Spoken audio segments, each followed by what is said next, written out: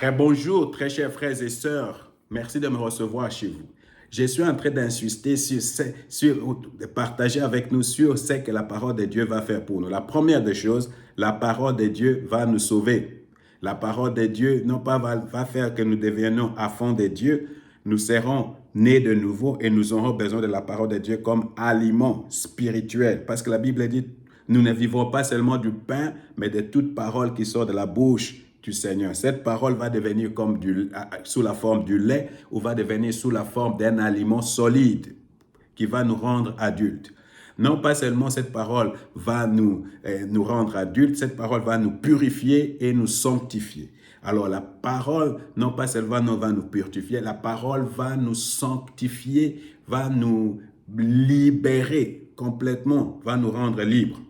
Mais la parole aussi va apporter quelque chose dans notre vie, va produire la foi. N'oublie pas, il est impossible d'être agréable à Dieu si nous n'avons pas la foi. Parce que si nous prions et si nous allons à l'église et nous n'avons pas la foi que Dieu va récompenser ceux qui le cherchent, alors ça ne vaut pas la peine. C'est pour cette raison, même pour comprendre le monde, le fonctionnement du monde, comment le monde a été créé, tout ça, comment Dieu fait les miracles et tout ça, il faut comprendre c'est quoi la foi. Or, la foi, c'est l'ingrédient dont tu as besoin pour recevoir un miracle de la part de Dieu. Tu as besoin de la foi et tu as besoin de l'espérance. Tous ces deux éléments, la foi et l'espérance, viennent de la parole de Dieu. Alors, pour finir, je veux lire Romains chapitre 10, verset 8 à 10, et je veux lire verset 17 aussi.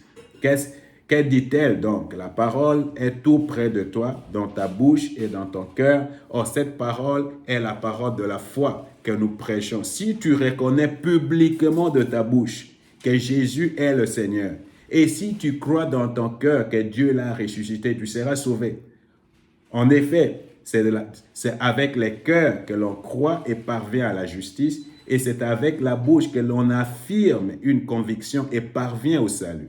Comme le dit l'Écriture, ainsi la foi vient de ce qu'on attend, et ce qu'on attend vient de la parole de Dieu. Ce qu'on attend, ce que tu attends vient de la parole de Dieu.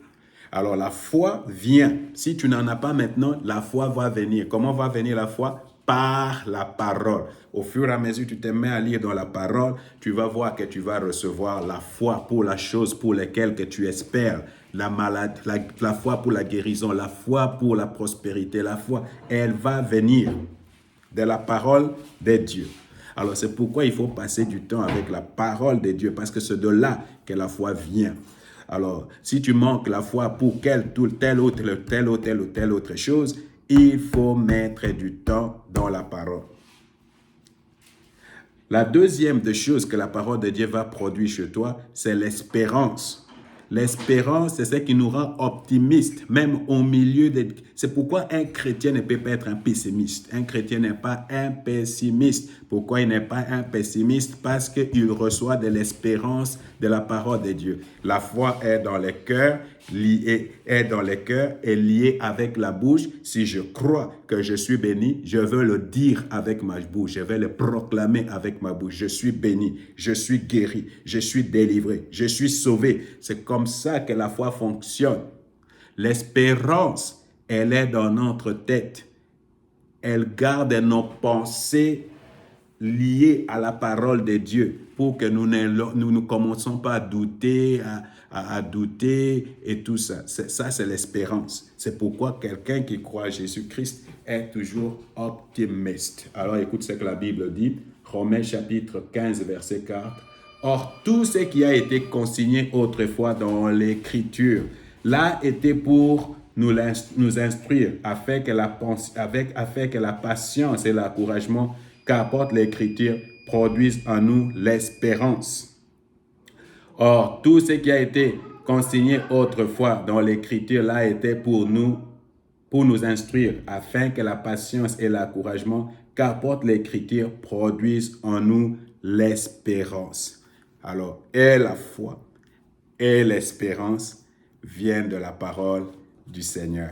Alors, tu veux avoir la foi, tu veux avoir de l'espérance, il faut passer du temps avec la parole de Dieu. Que le Seigneur vous bénisse.